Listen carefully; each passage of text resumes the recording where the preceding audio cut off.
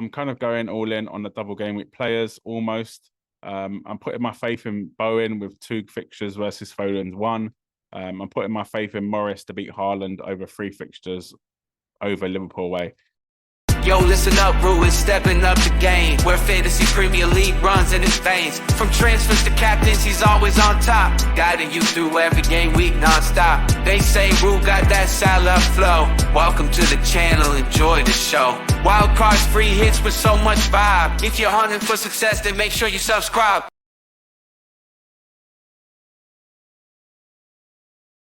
Good day, mate. Welcome back to the channel. I'm FPL Root and welcome back to another FPL video. So in today's video, this is my team selection for double game week 28. But before we do get started, if you are new to the channel, please make sure you do subscribe. I know a lot of you watch and don't subscribe, so if you just click that subscribe button, it does help me out a lot. And smash a like on this video too. Let's try and get to 30 likes. First of all, I wanted to talk about my game week 27 team. So obviously the game week hasn't finished yet. We've still got Arsenal versus Sheffield United to go ahead. And I've got 3 Arsenal players, so it is going to probably make a big difference to my rank. A clean sheet for Arsenal does end up giving me a green arrow. But if Saka does get a goal or maybe even a couple goals or an assist, then it's looking a bit tricky because a lot of people around my rank have actually captained Saka. So really, I want Saka to blank and then Arsenal to keep a clean sheet. Gabriel 1-0 would be great. Moreno and Senesi a bit disappointing, especially Moreno, who just gets in attacking positions constantly and he just doesn't really deliver. Disappointing to concede as well, concede twice before going off, and then his replacement Luca Dean did come on and score. So who knows how long he has in the team with Luca Digne coming on and scoring, but I'm hopefully he lasts until game week 29. Otherwise it could be a complete disaster for my team. Midfield, very, very good. Palmer with an assist. I won't say expected more for his price because I can't really say that. It'll be doing him a disservice by saying that. But yeah, happy with the assist anyway. But yeah, that game away to Brentford, I thought Brentford do concede a lot of goals. And he had quite high expected goal involvement, 0.72. So probably did expect more from Palmer, but again, his price point, I just can't fault him no matter what he gets in terms of his return. He's got 10 goals, 8 assists this season. So for me, happy with Palmer. Phil Foden does the business yet again. I was actually going to take him out this game week as well for Son. So it would have been a -8, but I would have played Louise instead. So who knows what that would have worked out to be. But happy I kept him for this massive haul. 15 points, 2 goals against Man United.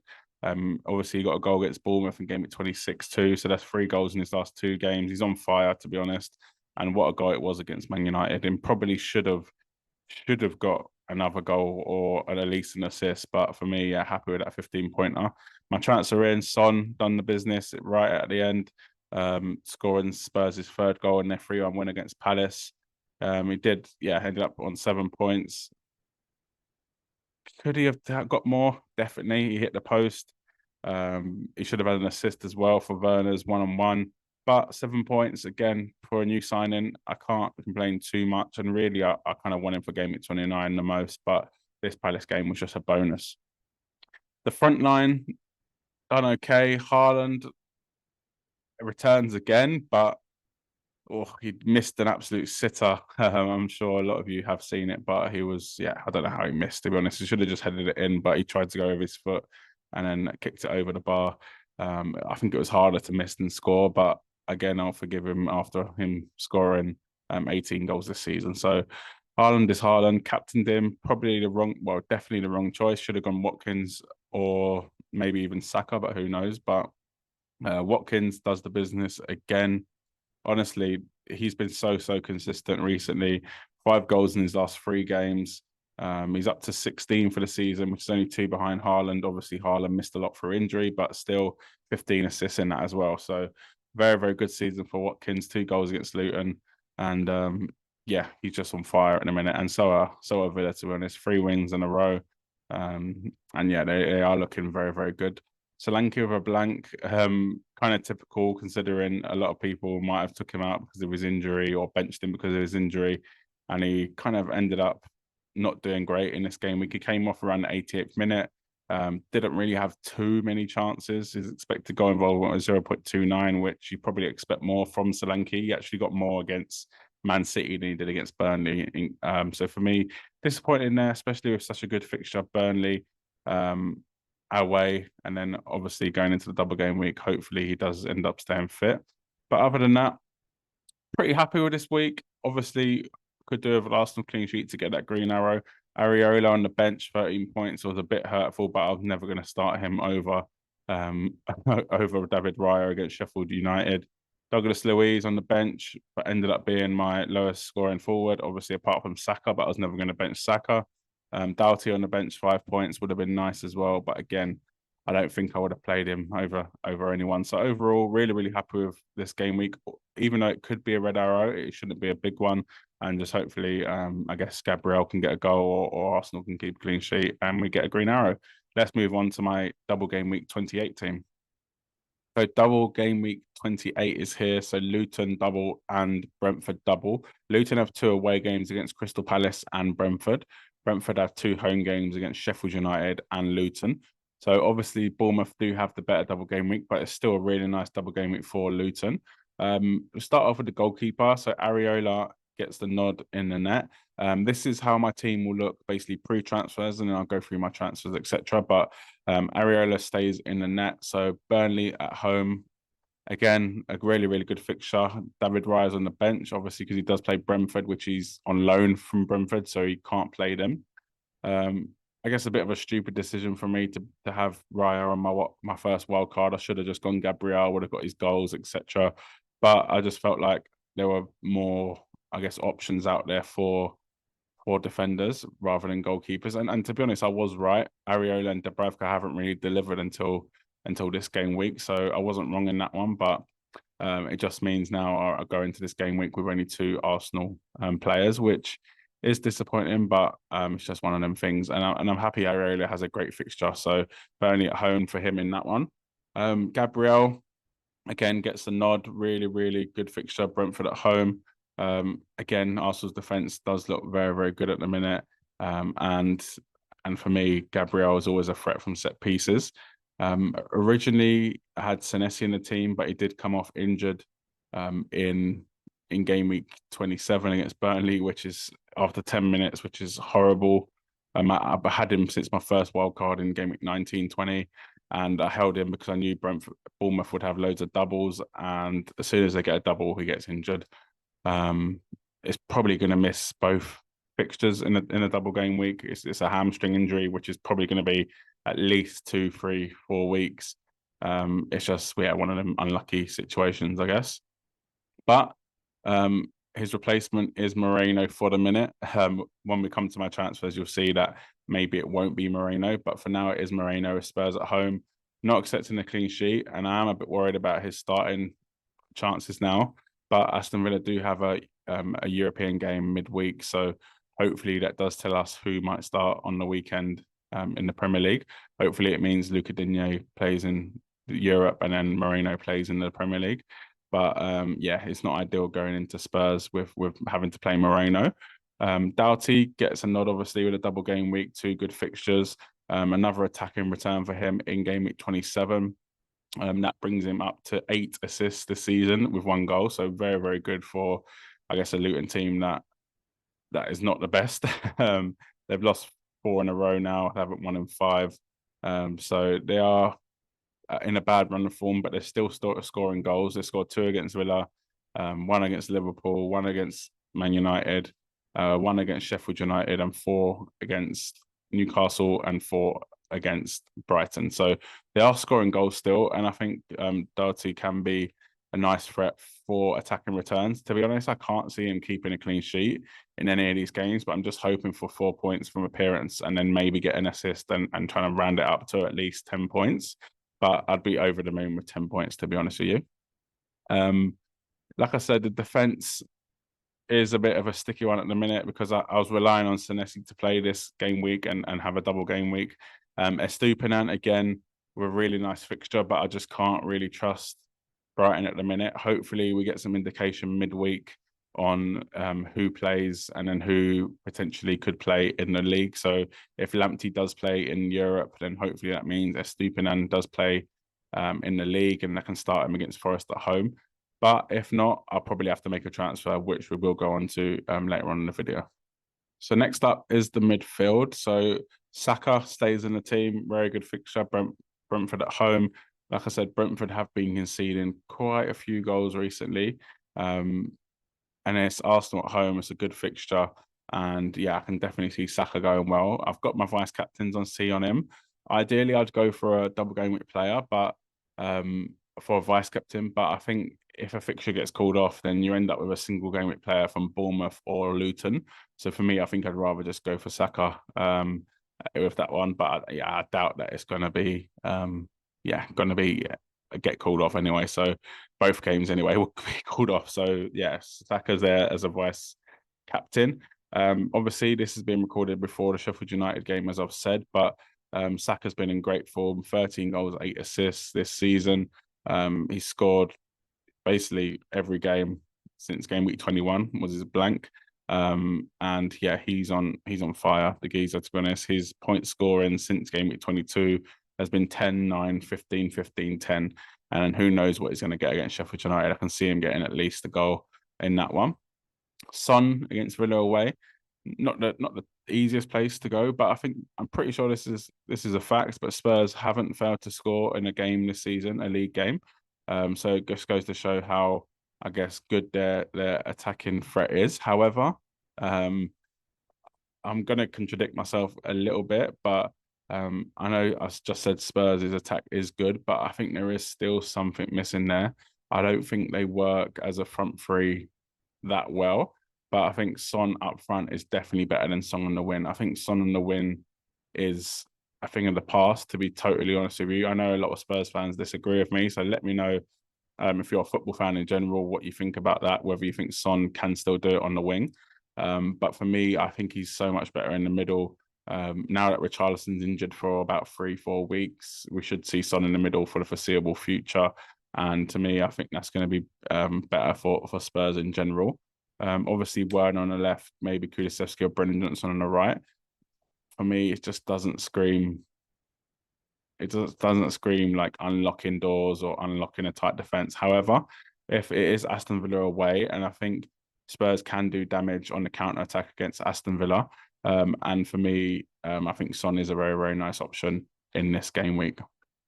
Next up, Phil Foden to Liverpool away. A tough game from him, obviously, but Liverpool still have a lot of injuries. I'm pretty sure Curtis Jones, Alisson, and potentially Salah will still be out for this game week. So that does leave them a little bit light in terms of I guess personnel. But Darwin Núñez should be back. But again, that doesn't really affect the defense. Trent should be out as well, but for at least this game week. So it is a tough one, but it is a horrible fixture at Anfield. Going to Anfield, no matter how good Liverpool are playing, and especially at the moment where they're grinding out results, they're digging in deep, they're going for the league. They've got that a bit of kind of inevitability about them. So for me, Foden is in this team selection, but whether he makes it to the end team selection, that's another thing that we'll talk about later on in the video. Cole Palmer, Newcastle at home. Really like this fixture for him. I know Newcastle did keep a clean sheet last time out against Wolves at home, but I think them defensively recently hasn't looked that great. And I think away from home, they could struggle against Chelsea. But it's a game that it depends who's going to turn up. And if either team turn up, I can see them putting a couple of goals past the other team. Obviously, if Chelsea do that, then I think Cole Palmer will be involved and he's on penalties as well. Douglas Luiz on my bench for the midfield. Spurs at home. I don't hate starting him in this game week because I think Spurs are going to concede, but I think I just rather the other four at the minute. But there is also a chance for me to not make a transfer and play Luiz instead, but we will get onto that again later on in the video. We'll start off with Ollie Watkins. Spurs at home. I'd say a good fixture for him, to be honest. I just think Spurs defensively are not there at all, and I think Villa at home are a very, very good team. Like I said, he's been on fire recently. 5 goals in his last 3 games. Very highly owned though, so he doesn't really do too much for the rank, but Yeah, I do really like Watkins for this game, and I think Spurs concede, and I think Watkins gets a goal. So yeah, with this game, it's not ideal being a Spurs fan, owning a player that plays against them, but in terms of conceding, I think Spurs should end up conceding this game. Haaland, Liverpool away, not the easiest game, and you could say a lot of people have been saying he's not been on form recently. He's got 3 returns in his last 3, 5 in his last 5, so he's still doing the 6 in his last 6, still doing the business. But I guess he's not as explosive or clinical currently. Like I said, he did miss an absolute sitter against Man United, and for 14.5 million, you probably are expecting more. And to be honest, I can't see him getting many goals in this game against Liverpool. I think Liverpool will be very solid, and I think it will be a very close game. And I can't see many goals in this game. But at the moment, he's currently in my starting lineup. Hint, hint. Solanke, like I said, Bournemouth double game week, Sheffield United at home, Luton at home. He is my captain. Yes, there was a bit of worry with the injury, but he played 88 minutes in game week 27. So I think he does start both games in this double game week. Good to get a win for Bournemouth, as the last win was game week 19. So they've lost, they haven't won in quite a few games. So it was good for them to get that. And with these 2 great fixtures at home, I can see Solanke filling his boots and getting at least 3 goals over these 2 fixtures, and that's why he's going to be my captain. He's on 14 for the season, so he's doing very, very well, not far behind Ollie Watkins. Obviously not as many assists as Watkins, but he does get the goals and he is on penalties as well. So yeah, really do think Solanke is the best captain option for this game week. Now we'll move on to my potential transfers, which I would love to get your opinion on. So when I read them out, let me know your comments in the comment section below. So my double game week 28 transfers could potentially look like this. We'll start off with Phil Foden. So yes, I know what you're going to say. He's just got 2 goals against Man United. He just got a goal in game week 26, 11-pointer and 15-pointer. He's on fire. He's starting every game. He's got 18 returns this season. But for me, Liverpool away, then a blank, then Arsenal. For me, he's got to go. I know it's tough to say that, and I completely understand if you don't want to do it. But for me, I just have to maximize the most points I possibly can. And I think moving to Jared Bowen can do that for me. He's got Burnley at home, and you much rather a player that has Burnley at home than Liverpool away. Then he has a game in game week 29, which is Villa at home. And then in game week 30, where Foden does have Arsenal, Bowen has a much better fixture as well. So for me, I can understand why people are not wanting to take up Foden because of his form. But the fact that Bowen has Burnley at home compared to Liverpool at home, he has a fixture against Villa at home where Foden blanks. And then he has Newcastle away, who have been conceding a lot of goals recently, against Arsenal. For me, surely Bowen's got to outscore him. Surely. And for that reason, I probably will be doing this transfer. Let me know what you think in the comment section below, as I know a lot of people have a strong opinion on taking out Foden, so I'd love to know your opinion. And yeah, we can have a chat in the comment section below. Bowen's on 14 goals, 3 assists this season. Absolutely flying. And Foden's on 11 goals, 7 assists. So similar returns. Obviously, Bowen probably plays further forward, but Foden plays for a better team. West Ham, 2 wins on the trot now for them after that bad run of form. And like I said, they go to Burnley, who are, shocking, shipping goals for fun at the minute. I know they didn't concede, I guess, that many to Bournemouth, but they still lost 2-0. And even to when they played Crystal Palace, they beat them 3-0. And Crystal Palace are not the best attacking team at that time. They had Elise and Eze missing. So I think that could be a very nice game for Bowen. Haaland to Carlton Morris is my next potential transfer. Again, I think you're gonna think I've lost it a little bit, but let me know what you think, because it's all about opinions, right? So I want your thoughts in the comment section below. But Haaland to Carlton Morris, again, gives me a similar situation to someone like I just spoke to Foden to Bowen, but it gives me an extra fixture on top of that. So Carlton Morris has a double game week this game week. So Liverpool away for Haaland. Obviously, it's Erling Haaland, but Liverpool away for Haaland versus 2 games of Palace away and Bournemouth away. You could argue that's about level let's say that's about level, if you want to say that's level, even though I think the 2 fixtures are clear and he's got 2 fixtures. But then Haaland blanks, and then Carlton Morris has Forest at home. So for 3 fixtures versus Liverpool away, for me, Carlton Morris is going to outscore Haaland. Liverpool away versus 3 fixtures.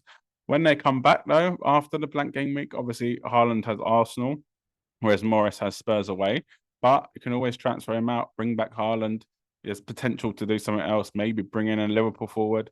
There is potential for something else. But for me, double game week, Bournemouth away, Palace away, Forest at home versus Liverpool away. For me, it's a no-brainer, but please do let me know what you think in the comment section below. And then my third transfer could be, it kind of depends on midweek and whether Estupiñán starts midweek or not. If he does, then I'll probably do this transfer. If not, then I probably won't. But it will be Estupiñán to Adam Smith. Sounds like the worst transfer ever, but Adam Smith. So 4.4 million. Adam Smith is 0.2% owned, a massive differential. He's got 2 assists this season in 14 starts. You could argue that he's not nailed, but he started the last 6 games, and for me, that's good enough. Bournemouth, like I said, have a really nice double game week, 2 home fixtures. They do, however, blank in 29, so it does leave me a kind of player short for 29. So there is always an argument of going for maybe a defender that plays in 28 and plays in 29. Potentially even double up on a Luton defence. But for me, I don't think it's worth it. I think I'm better off just attacking the Bournemouth defence, where a lot of people will be having Bournemouth players. This one is a not a guaranteed, and I'm not secured on, because the fact that Estupiñán could play and it's got Forest at home, I do really like. But do I want to take that risk? I'm not too sure. Again, let me know what you think in the comment section below. And now I'll move on to how my team would look with all these 3 transfers in. So this is how my team would look with the 3 transfers in. So Smith does come in for Moreno, who drops to the bench with 2 home games against Luton and Sheffield United. Bowen comes in for Foden. So Liverpool away versus Burnley at home for Foden. And then Haaland goes out for Morris with Palace away and Bournemouth away. Let me know what you think, though. So obviously, this way, I'm kind of going all in on the double game week players almost. I'm putting my faith in Bowen with 2 fixtures versus Foden's 1. I'm putting my faith in Morris to beat Haaland over 3 fixtures over Liverpool away. Let me know what you think in the comment section below. I really do want your opinions on this one. So definitely leave a comment on your opinions.